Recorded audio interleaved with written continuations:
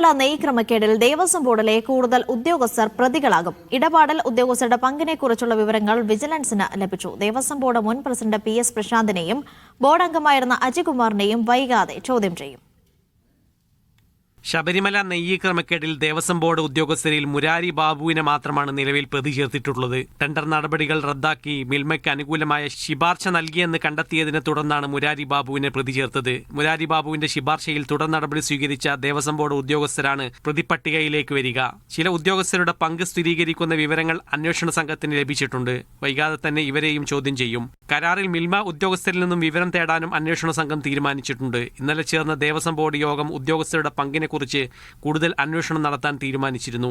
ഏതെങ്കിലും ഉദ്യോഗസ്ഥൻ കുറ്റക്കാരെന്ന് കണ്ടെത്തിയാൽ ഇവർക്കെതിരെ ബോർഡ് നടപടി സ്വീകരിക്കും.